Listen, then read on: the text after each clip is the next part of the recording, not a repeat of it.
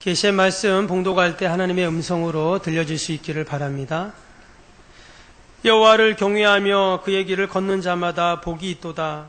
내가 내 손이 수고한 대로 먹을 것이라. 내가 복되고 형통하리로다. 내 집 안방에 있는 내 아내는 결실한 포도나무 같으며 내 식탁에 둘러앉은 자식들은 어린 감람나무 같으리로다. 여호와를 경외하는 자는 이같이 복을 얻으리로다. 여호와께서 시온에서 내게 복을 주실지어다. 너는 평생에 예루살렘의 번영을 보며 내 자식의 자식을 볼지어다. 이스라엘에게 평강이 있을지로다. 아멘. 시편 128편은 아주 짧은 시편입니다. 6절까지밖에 없죠. 근데 이 짧은 시편 가운데 4번 반복되는 그런 단어가 있습니다. 바로 복이라는 그러한 단어입니다. 시편 128편은 시제에도 나온 것처럼 성전에 올라가는 노래라고 그렇게 되어 있습니다. 그러니까 사람들이 성전을 향해 가면서 이 시편을 그렇게 노래하고 또 이 시편을 외웠다, 그런 말씀이죠. 그러면서 또 이 내용을 보면 말씀드린 것처럼 복에 대한 교훈, 또 행복에 대한 그러한 시편입니다. 여러분, 성경에 보면 다양한 내용들, 주제들이 나오는데요. 사실 성경의 가장 주된 주제는 뭐냐면 복입니다. 그래서 어떻게 복을 받고 또 누가 복을 받고 왜 복을 받는가, 이런 말씀들이 성경에는 쭉 기록이 되어 있죠. 반대로 말하면 왜 복을 받지 못하는가, 또 누가 복을 받지 못하는가, 이러한 기록들이 이제 성경의 내용입니다. 사람들은 누구나 복을 좋아합니다. 동서고금을 막론하고 행복에 대해서 관심이 없는 사람은 아무도 없습니다. 그리고 우리 주변에도 보면 복에 대한 많은 에피소드가 있죠. 그래서 여러분, 새해가 되면 가장 먼저 하는 인사가 뭡니까? 새해 복 많이 받으세요. 요즘에는 좀 덜하지만 예전에는 보면 여러분, 우리 젓가락에 뭐라고 써 있죠? 한문으로 복자가 써 있잖아요. 그 말은 뭐냐면 복을 찍어 먹어라, 이 말이에요. 숟가락에도 복자를 쓰죠? 복을 퍼먹어라. 요즘엔 또 안 그러지만 예전 어르신들 보면 이불 이만큼 두꺼운 거 있죠. 저도 옛날 어렸을 때 그걸 덮었는데 거기에 보면 또 한문으로 크게 복자를 써놓습니다. 무슨 말일까요? 복을 덮고 자라, 이제 이런 말이거든요. 예전에 중국에 가봤더니 한 가정에 빨간 글자로 액자에다가 복자를 써서 이렇게 걸어놨습니다. 근데 보니까 액자를 거꾸로 해놨어요. 그래서 아니, 왜 액자를 거꾸로 걸어놨습니까? 했더니 하는 말이 뭐냐면 이 복자를 거꾸로 해놔가지고 우리 집에 복이 쏟아져라, 이런 식으로 해놨다는 거예요. 복이 쏟아질까요? 이런 많은 에피소드가 우리에게 있는데, 특별히 여러분, 사람들의 이름을 보면 우리 어르신들 특별히 이름에 복자라는 이름이 많이 들어갑니다. 그래서 복남이, 복길이, 복돌이, 복수, 복자, 복순이 있죠. 복순이, 복희, 이렇게 이름에 복자를 많이 넣었어요. 예전에 섬기던 교회에 성도님 가운데 김복녀라고 있었습니다. 근데 그 교회에 복녀가 3명이나 있어요. 그래서 주보에다가 헌금 내역 쓸 때 복녀 A, 복녀 B, 복녀 C 이렇게 썼습니다. 헷갈려서. 아마 이분들은 다 부모님들이 그 이름을 지어줄 때 복된 삶을 살아라 하는 마음으로 이름에 복자를 넣어주셨을 것입니다. 이처럼 사람들은 복에 참 관심이 많습니다. 내가 할 수만 있다면 어떻게 내가 복을 얻을 수 있을까? 또 이 복을 유지할 수 있을까? 어떻게 하면 행복할 수 있을까? 이거에 관심이 많습니다. 그럼 과연 성경에서는 복에 대해서 뭐라고 말할까요? 어떤 사람이 과연 복된 자인가? 오늘 말씀 다시 한번 봅니다. 1절을 보시면 여호와를 경외하며 그의 길을 걷는 자마다 복이 있도다. 여기에 보니까 여호와를 경외하는 자, 그 길을 가는 자가 복이 있다고 분명히 말씀합니다. 그런데 그런 복 있는 자에게 이어지는 2절 말씀을 보니까 내가 내 손이 수고한 대로 먹을 것이라. 내가 복되고 형통하리라. 내 손이 수고한 것을 먹는다, 이런 표현을 썼습니다. 어찌 보면 당연한 말이죠. 당연히 내가 수고한 것을 내가 얻고 내가 먹는 것이 당연한 것인데 오늘 시편에 그 말을 써놨어요. 예를 들어서 농부가 봄에 씨앗을 뿌립니다. 그리고는 그 씨앗을 잘 돌봅니다. 거름도 주고 또 물도 주고, 요즘에 또 약도 치잖아요. 약도 치고, 또 밤이고 낮이고 또 덥거나 추우거나 나가서 그 밭에 나가 잘 보살피고 돌봐주고 정성을 다해 농사를 짓습니다. 여러분, 가을에 되어서 이제 추수를 하죠. 농부의 얼굴에 미소가 가득해서 그렇게 기쁜 마음으로 추수를 합니다. 여러분, 이것이 너무나 당연한 이치이죠. 그런데 이 성경이 쓰여질 당시에는 그렇지 않았습니다. 너무나도 당연한 일이었지만 그들은 수고한 것을 먹을 수가 없었어요. 여러분, 이스라엘은 그 주변의 나라들보다 아주 비옥한 토지입니다. 그래서 이방 나라들이, 민족들이 추수 때만 되면 끊임없이 쳐들어왔습니다. 그래서 1년 동안 열심히 정성을 다해서 농사를 짓고 가축을 키우면 그 이방 민족들이 와서 다 빼앗아 가는 거예요. 노략질해 갑니다. 그래서 우리가 구약 성경을 보면 수도 없이 전쟁에 대한 기록이 나옵니다.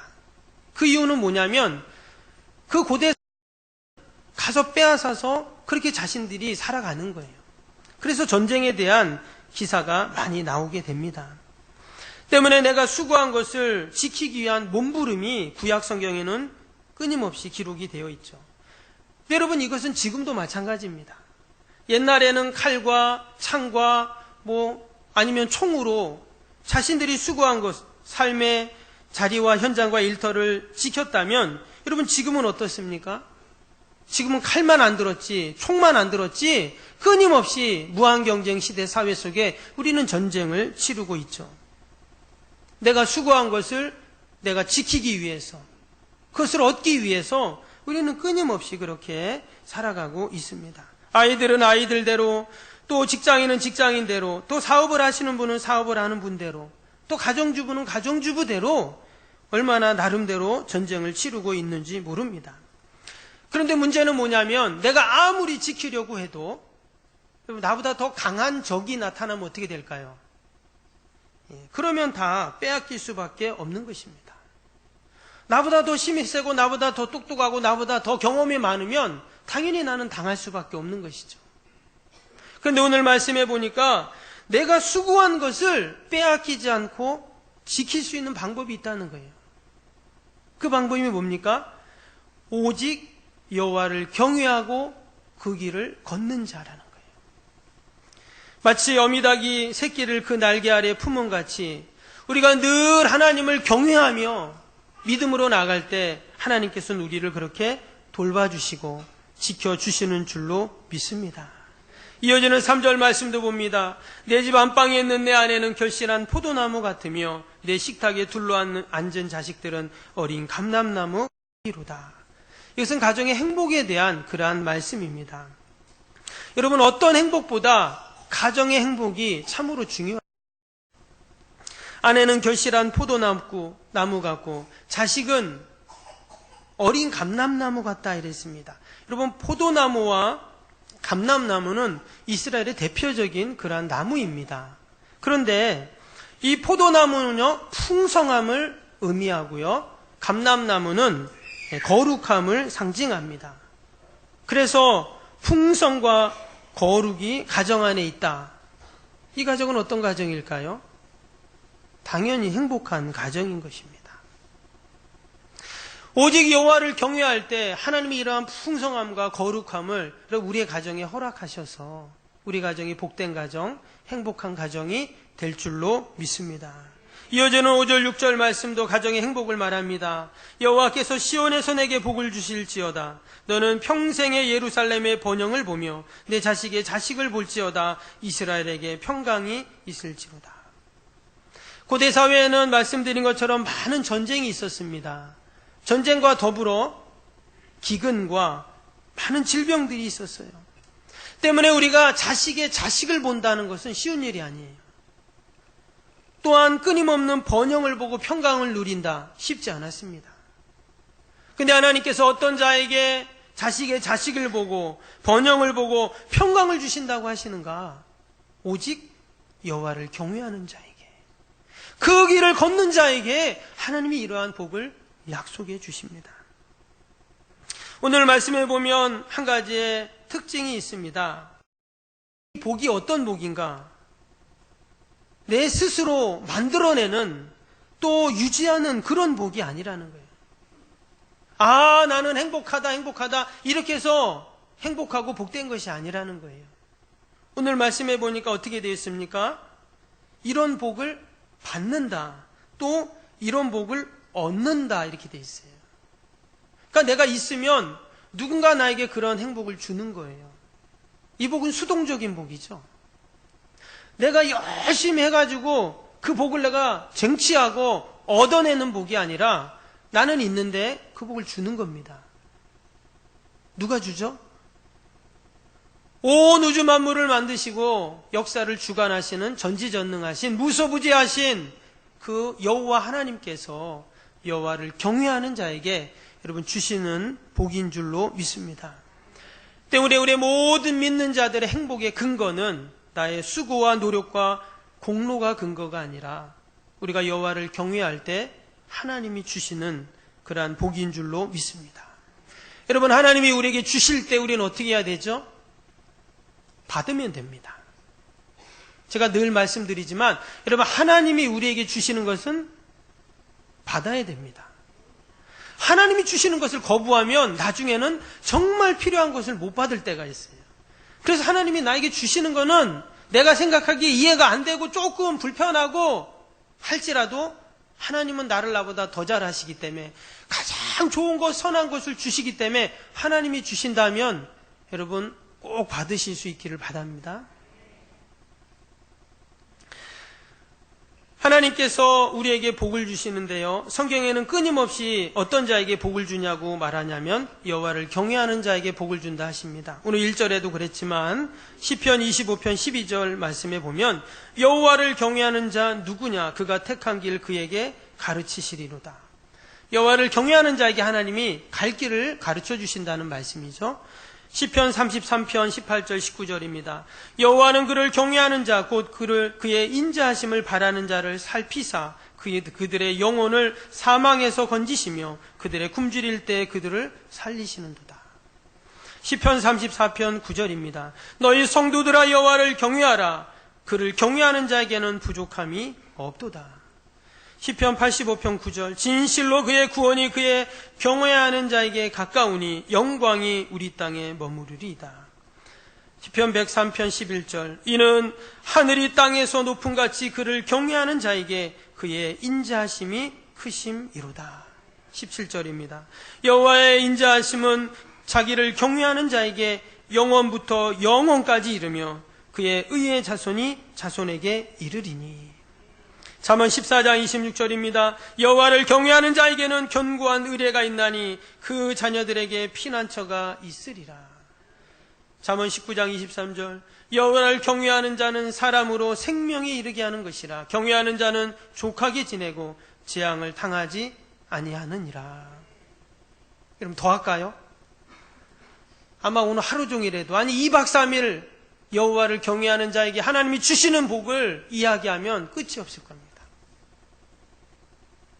이처럼 성경에는 수도 없이 아니 셀 수도 없을 만큼 여호와를 경외하는 자에게 주시는 복을 약속하고 있습니다. 하나님은 말씀하신 것을 반드시 이행하시는 분이십니다. 어제나 오늘이나 내일이나 하나님은 동일하게 그 약속의 말씀을 변개함 없이 이루어 주십니다. 그런데 우리가 여기서 여호와를 경외한다라는 것을 한번 생각해 봐야 합니다. 여기서 경외라는 단어가 무슨 단어인가? 성경에는 야레라는 단어를 썼습니다. 이 야레라는 뜻은 뭐냐면 성경에 예배하다, 송축하다, 찬양하다 이러한 단어로 그렇게 또한 번역이 되었습니다. 똑같은 야레라는 단어를 오늘 성경에는 경외라고 썼지만 다른 데는 예배한다, 송축한다 뭐 이렇게 써놨다는 거예요. 근데 원래 이 야레의 1차적인 의미가 있습니다. 그것은 뭐냐면 두려워하고 무서워한다 이런 뜻이에요. 그래서 우리 국어사전에도 보면 경외라는 단어는요, 공경하며 두려워하는 마음 이렇게 되어 있어요. 때문에 우리가 하나님을 경외한다는 1차적인 의미가 뭘까요? 우리가 하나님을 두려워하며 그 하나님을 무서워한다 이런 뜻이 이 안에 담겨 있어요. 여러분, 왜 하나님이 사랑의 하나님이고 은혜와 자비가 많으신 하나님이신데 왜 하나님을 두려워하고 우리가 무서워해요? 여러분, 우리가 하나님을 두려워하고 무서워할 때 죄를 짓지 않습니다. 악을 행하지 않게 돼요. 하나님이 불꽃 같은 눈동자로 보고 계신데 어떻게 죄를 짓습니까? 어떻게 거짓을 말하고 악을 행할 수 있겠어요? 하나님이 그렇게 무시무시하고 두려운 분이신데, 이 세상의 모든 세상이 하나님의 발등상 아래에 있다고 했습니다. 그 무시무시한 하나님 앞에 절대 죄를 지을 수 없죠. 똑같은 죄를 반복할 수 없죠. 그게 바로 야레라는 하나님을 경외한다라는 의미 속에 담겨있는 1차적인 의미입니다. 성경은 분명히 죄를 짓고 악을 행하게 되면 심판과 멸망이 있다고 말씀합니다. 때문에 우리가 하나님을 경외한다라는 그 말씀 속에는 그 하나님을 생각하며 두려워하고 무서워하면서 내가 주님의 길로만, 하나님의 말씀의 길로만 가야 되겠구나 하는 고백으로 시작하는 것입니다. 누가복음 23장에 보면 예수님이 십자가 달리실 때 그 골고다 언덕에 2명의 강도가 함께 달립니다. 근데 한편 강도는 어떻게 합니까? 예수님을 비방하고 조롱합니다. 정말 당신이 그리스도라면 우리를 구원해 보시오. 이렇게 한번 능력을 행해 보시오. 예수님을 조롱하죠. 그때 다른 옆에 있던 강도는 뭐라고 말합니까? 그때 이렇게 말합니다. 내가 동일한 정죄를 받고도 두려워하지 않냐? 이렇게 얘기를 했어요. 그러니까 다른 한편 강도는 어떤 생각을 한 거냐면 그 하나님을 생각할 때 두려웠던 거예요. 일평생 죄를 짓고 악을 행하는 그러한 삶을 살고 결국은 십자가형을 당해 죽는 그 강도가 하나님을 두려워했다는 거예요. 그래서 그는 예수님에게 뭐라고 합니까? 주님, 당신 나라 임할 때 나를 생각해 주세요. 하나님을 두려워하는 그 마음 가운데, 더 나아가서는 하나님을 경외하는 그 마음 가운데 하나님께 은혜와 자비를 구하니까 예수님이 뭐라 하셨습니까? 내가 오늘 나와 함께 낙원에 있으리라. 여러분, 하나님을 두려워하는 자에게 하나님이 주시는 복은 함께 주님과 낙원에 거하는 복인 줄로 믿습니다. 이처럼 하나님은 하나님을 경외하는 자에게 늘 하나님의 은혜와 복을 베풀어 주시는 줄로 믿습니다. 옛날 로마의 한 여왕이 자신이 아끼던 보석을 잃어버렸습니다. 그래서 온 나라에 광고를 했어요. 누구든지 30일 안에 나 이 보석을 찾아오는 자에게는 큰 상을 주지만 만약에 30일이 지난 다음에 그 보물이 그 집에 있으면 그 사람은 가만히 두지 않겠다. 이런 명을 내렸습니다. 후에 한 유대인이 그 보석을 들고 왔습니다. 그런데 30일이 지난 이후였어요. 그래서 사람들은 하나같이 말합니다. 아니, 저 사람 바보 아니야? 30일이 지나기 전에 가져와야지. 아니, 지난 다음에 가져오면 어떡해? 이제 왕의 명령을 어겼으니 저 사람은 살아남지 못할 거야. 이렇게 이야기를 합니다. 근데 정말 이 사람은 죽을 각오를 하고 여왕의 보석을 가지고 온 거예요. 그리고 여왕에게 바쳤습니다. 여왕은 이상하게 여겼습니다. 아니, 이 보석을 가지고 있었으면 30일 전에 가져오지 왜 이제 가져오냐? 네가 그 명을 보지 못했냐? 그 기간에 외국에 가 있었냐? 그러니까 아니라는 거예요. 아니, 그렇다면 온 나라에 명을 붙였는데 그것을 보지 못했냐? 그러니까 봤다는 거예요. 근데 왜 지금 가져왔냐? 죽음이 두렵지 않냐? 이런 얘기를 해요. 그랬더니 유대인이 사실 제가 어제 길을 가다가 이 보석을 주웠습니다.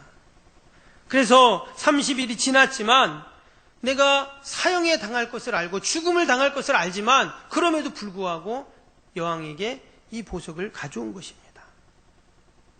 여러분, 이 사람은 왜 여왕에게 보석을 가져왔을까요?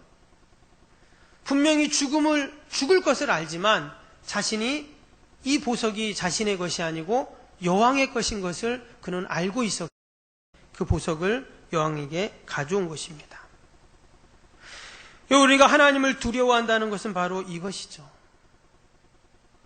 하나님께서 늘 우리를 보살피시고 돌보시고 사랑으로 우리를 안위하시지만 우리가 하나님을 두려워하지 않을 때 여러분 우리는 변함없이 죄악의 길로 나갈 수밖에 없는 것입니다. 그러나 우리가 하나님 앞에 나와 하나님을 경외하며 또 하나님을 높이며 찬양하며 나아갈 때 하나님은 반드시 예비하신 복된 삶을 보장해 주실 줄로 믿습니다. 오늘 1절 다시 한번 봅니다. 1절에 그 길을 걷는 자마다 복이 있다라고 분명히 말씀했습니다. 여러분 그 길을 걷는다는 것이 무엇일까요? 바로 하나님의 말씀대로 하나님의 뜻대로 행한다 이런 뜻입니다. 그런데요, 그 길을 걷는다라는 이 말씀의 영어 번역을 보니까 in his ways라고 되어 있습니다. 이 뜻은 어떤 뜻이냐면 말 그대로 그냥 직역하면 그 길들 안에서, in이라는 말이 아니라는 뜻이잖아요. 그 길 안에서 또 그 방법들 안에서 그 방식과 그 성품 안에서 이런 뜻이에요. 그러니까 그 길을 따라간다는 말은 무슨 말이냐면 하나님의 방법대로 하나님의 방식대로 주님의 성품대로 우리가 행할 때 하나님이 예비하신 그러한 놀라운 복이 있다 하는 그러한 말씀입니다. 법이 뭡니까? 십자가의 길이죠. 섬기는 자의 삶입니다. 자기를 희생하고 마지막까지 인내하고 참고 견디는 것, 여러분 그것이 바로 주님이 가신 길이죠. 어찌 보면 그 길로만 걷는다는 것은 참으로 힘든 것이죠. 그런데 하나님께서는 그 길로만 간 자들에게, 하나님의 방법대로 한 자들에게, 주님 안에서 행하는 자들에게 하나님은 반드시 보상하시는 하나님이신 줄로 믿습니다. 그것이 바로 오늘 2절에서 6절까지의 말씀입니다. 잠언 22장 4절에도 보면 겸손과 여호와를 경외함의 보상은 재물과 영광과 생명에 있느니라. 시편 138편 8절에 보면 여호와께서 나를 위해서 보상해 주시리로다. 여러분 하나님은 반드시 주의 길로 가는 자에게 보상해 주시는 줄로 믿습니다. 오늘 2절부터 다시 한번 봅니다. 내 손이 수고한 대로 먹을 것이며 형통하게 하시고 가정의 행복을 보장해 주시고 복을 얻게 하시고 자식의 자식을 보는 번영을 주시고 평강의 평강을 약속하시는 우리 주님이십니다. 여러분 저와 여러분이 늘 여호와를 경외하며 주님의 길로 또 주님 안에서 행하는 저와 여러분이 되실 수 있기를 바랍니다. 우리가 잘 아는 자동차 왕이라고 하는 헨리포드가 있습니다. 이 사람이 대기업을 이루어 전 세계적으로 유명한 그러한 CEO가 되었죠. 근데 그가 말년에 모든 그 일선에서 내려놓고 그가 자신의 고향으로 내려가서 조그만 오두막을 하나 지어서 살았다고 합니다. 누가 보아도 그 자동차 왕이라고 말할 수 없는 너무나도 초라한 그런 평범한 집이었습니다. 대기업의 총수가 사는 집이라고는 할 수 없는 그러한 집이었어요. 그 주위 사람들이 이렇게 이야기합니다. 아니 당신이 살기에는 너무 초라한 집이 아닙니까? 호화롭지는 않더라도 불편하지는 말아야지 어떻게 이런 집에서 당신이 살 수 있습니까? 그랬더니 헨리포드가 미소를 이렇게 말했답니다. 가정은 건물이 아닙니다. 비록 작고 초라할지라도 예수님의 사랑이 넘친다면 이것은 가장 위대한 집입니다. 이런 말을 남겼다는 거예요. 디트로이트에 가면 헨리포드의 그 기념관이 있다고 합니다. 거기에 이러한 비석이 있어요. 헨리는 꿈을 꾸는 사람이었고 그의 아내는 기도하는 사람이었다. 여러분 이 헨리포드가 그처럼 성공할 수 있었던 이유는 바로 꿈을 갖는 자신과 기도하는 아내가 있었기에 가장 가능했다라는 것이죠. 여러분 이러한 가정은 어떤 가정입니까? 분명히 행복한 복된 아름다운 가정일 줄로 믿습니다. 여러분 진정한 복된 가정은 오직 여호와를 경외하는 가정이요 또한 그 길로 가는 가정인 줄로 믿습니다. 여러분 서울에 가장 비싼 아파트가 있습니다. 혹시 그 강남 도곡동의 타워 팰리스 혹시 한 채 갖고 계신 분 계십니까? 아니면 가족이나 아시는 분? 제가 자료를 찾아보니까 큰 평수는 105평이라고 합니다. 얼마나 집이 큰지. 아파트인데. 가격이 시가로 50억인데 프리미엄 붙으면 더 비싸대요.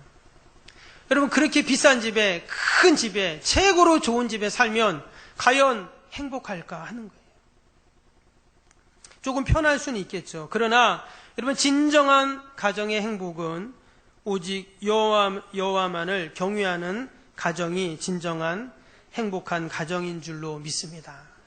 가난한 청년이 있었습니다. 하루의 일과를 마치고 고단한 몸으로 집으로 돌아옵니다. 근데 집으로 돌아오다가 강 건너편에 멋진 호화로운 집이 보입니다. 근데 그 집은 보니까 황금 유리로 번쩍번쩍한 그러한 집이었어요. 그 청년이 생각하기를, 야, 나도 한번 저런 황금집에서 살았으면 좋겠다. 그런 생각을 하고는 한번 저 집에 가볼까? 그러고는 그 강 건너편으로 건너가게 됩니다. 근데 강 건너편에 딱 가까이 가다 보니까 그 집이 황금집이 아니라 유리집이었던 거예요. 햇빛에 그 일몰에 그 유리집이 그 강에 비쳐가지고 반짝반짝 마치 황금색으로 빛났던 것입니다. 그리고는 다시 이제 자기 집으로 이제 돌아오는 거예요. 근데 자기 집으로 돌아오면서 딱 보니까 황금색으로 반짝반짝 빛나는 거예요. 자기 집은 초라한 집이었고 작은 집이었지만 그 노를 받아서 황금빛으로 반짝거리고 있었던 것이다. 청년은 그때서야 생각을 하게 됩니다. 황금집에 산다고 행복한 것이 아니라 내가 어떻게 바라보고 생각하냐에 따라서 행복한 집이 된다라는 것을 깨닫게 됩니다. 여러분, 행복한 가정을 원하십니까? 행복한 교회? 행복한 일터? 여러분, 무엇을 가졌냐가 아니라 내가 누구를 믿냐에 달려 있습니다. 오직 여호와를 경외하며 그 길을 걸을 때 여러분, 우리에게 진정한 행복이 보장되는 줄로 믿습니다. 여러분, 시편 128편은 표제를 보면 성전에 올라가는 노래라고 되어 있습니다. 시편 128편을 비롯해서 120편부터 134편까지 총 15편이 이제 성전에 올라가는 노래인데요. 말 그대로 성전에 올라가면서 이 노래를 부르고 이 시를 읽었다라는 것입니다. 그래서 히브리 원어 성경을 보면 올라가는 노래라고 되어 있어요. 당연히 성전은 위에 있었기 때문에, 여러분, 예루살렘은 일반 평고도보다 700에서 800m 위에 있는 고지에 있는 도시입니다. 거기에 성전이 있었기 때문에 성전에 가면 무조건 올라가게 되어 있어요. 그래서 성전에 올라가는 노래들은 사실 다 짧습니다. 여러분, 고지대로 올라가는데 숨이 차잖아요. 그러니까 길면 안 되잖아요. 그래서 다 짧아요. 성전에 올라가는 노래들을 보면. 그런데 성전에 올라가면서 지금 이 노래를 부르는 겁니다. 하나님이 계신 곳, 하나님의 임재가 있는 곳, 하나님의 은혜가 머무른 그 성전을 생각하면서 한 발짝 한 발짝 믿음의 발걸음을 내디디며 이 시편을 노래했다는 것입니다. 여러분, 우리가 성전에 오면서, 교회에 오면서 우리가 어떠한 노래를 불러야 할까요? 우리의 가정에, 우리의 삶의 일터에 행복을 보장해 주시는 그 하나님을 생각하며 그 옛날 성전을 향해 이 찬양을 부르고 이 시를 노래하면서 올라갔던 순례자들처럼 우리가 늘 성전에 달려오실 때 시편 128편을 기억하시고 우리가 여호와를 경외하며 그 길을 걸을 때 주시는 그 약속의 말씀들을 우리가 잊지 않고 늘 하나님께 영광 돌리는 저와 여러분이 되실 수 있기를 바랍니다. 여러분, 한 주간을 살면서도 지난주도 무더웠지만 제가 예언합니다. 이번 주도 분명히 무더울 겁니다. 그러나 우리가 오직 여호와를 경외하며 그 길을 걸을 때 우리의 모든 무더도 사라질 뿐만 아니라 하나님이 약속하신 그 평강의 복, 번영의 복, 자녀와 또 자녀를 보는 그 놀라운 행복의 복이 우리 가운데 넘칠 줄로 믿습니다. 기도하겠습니다.